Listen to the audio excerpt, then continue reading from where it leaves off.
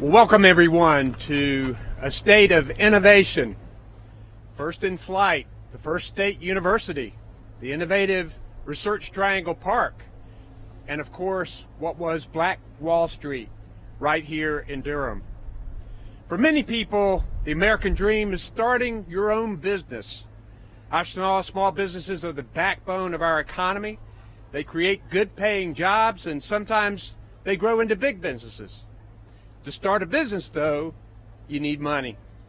And there are a lot of smart people with great ideas and a work ethic who, with some capital investment, can start a successful business.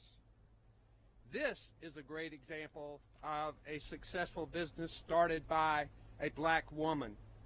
Yet in the private sector, black-led companies receive only 1% of venture funding, and only 2% of venture funding goes to women.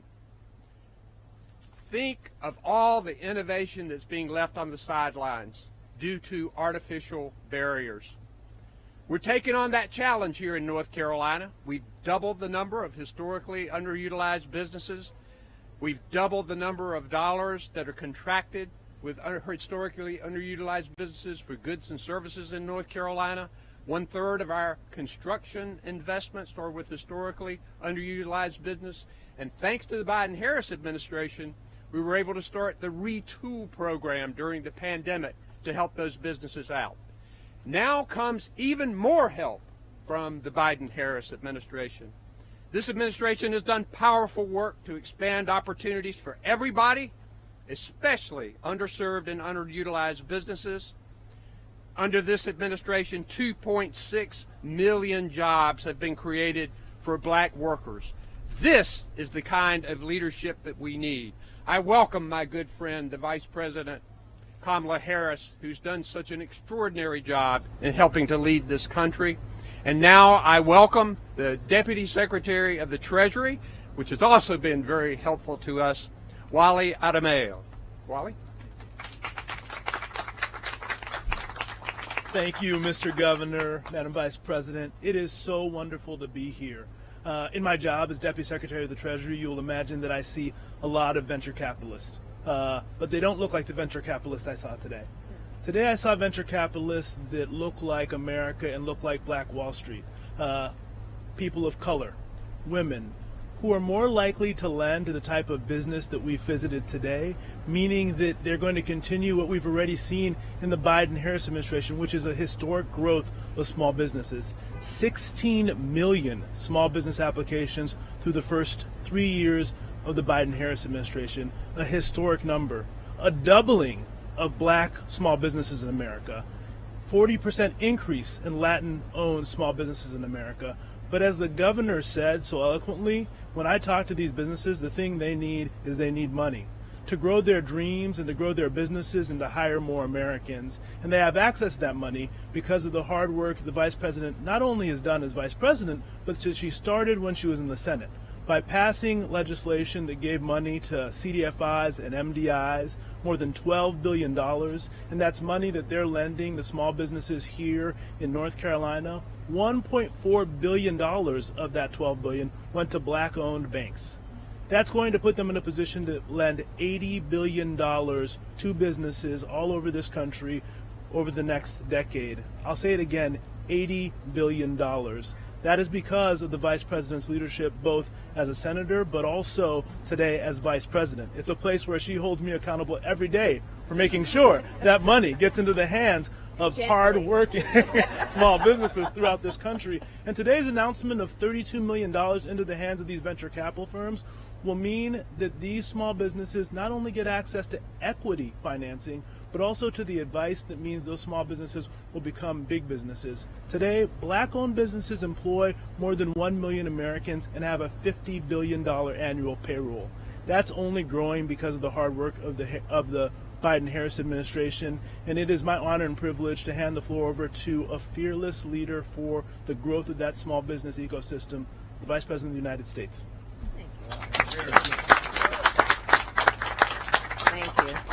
Thank you, Wally. Let me first start by thanking the Governor, Roy Cooper. Many of you know he and I served as attorneys general together many years ago. So I have known the governor's work for a very long time, and you have been an extraordinary partner to the president and me, leading this beautiful state of North Carolina. And the governor, I think every time I arrive in North Carolina as vice president, has met me on the tarmac, and he is keeping track of my visits and has informed me this is my 10th visit to North Carolina as vice president. And I'm really happy to be back. And I want to thank the Deputy Secretary because we have done a lot of work together, and you are always fighting for the people in a very real way, understanding the connection between access to opportunity and growth. And that is real. Because it also understands that not everyone has access to opportunity, but when provided with access, the talent is there, the capacity is there, the drive is there, the ambition is there, and growth and economic growth results. So that is the math in terms of what we are talking about. It is about meeting the capacity of communities with the resources that are necessary to strengthen our economy, and we all benefit from that work. We all benefit from an economy that is strong. So I want to thank everybody here, including all of the investors who have really, I was so happy to share your stories and to know about your passion and your commitment and your drive, and your high level of expectation that you are also meeting with the resources that are necessary to grow and incentivize these businesses.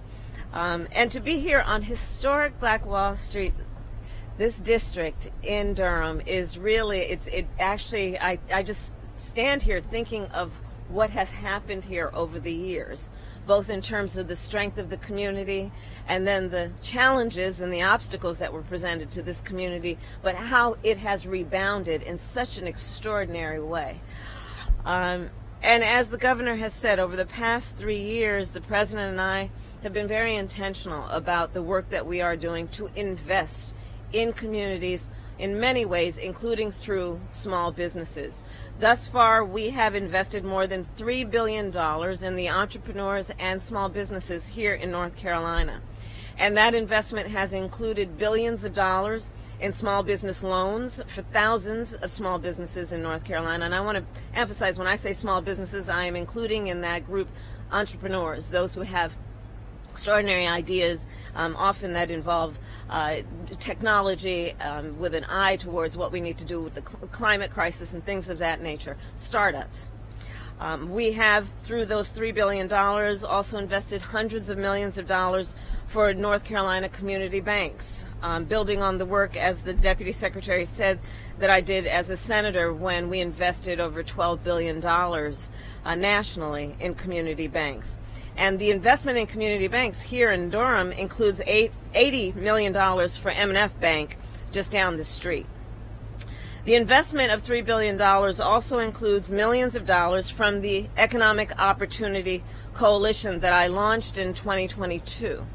And this is, again, testament to the leaders who are here, who are private sector investors and are matching and working with us through federal investments to reach a capacity that is extraordinary in terms of pooling together these federal dollars with these private investments. And I would like to thank them because it has been a coalition of groups that include nonprofits, banks, and technology companies who have all worked with us and worked with our administration once we created this coalition to, again, maximize the resources that can go to communities like this.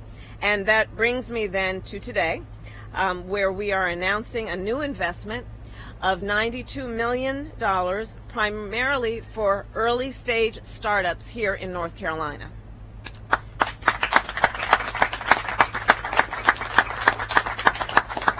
And we're very excited about it because this is just further testament to the capacity that is here, that is calling for this kind of attention and these resources. It is testament to the innovation that is occurring right here.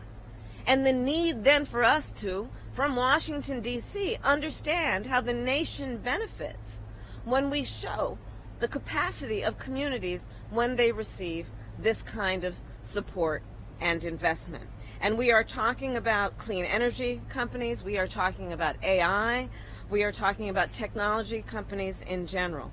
And this is in addition to the 32 million from the President and my administration, the President and our administration, matched by $60 million from private sector venture capital partners, some of whom again are here today.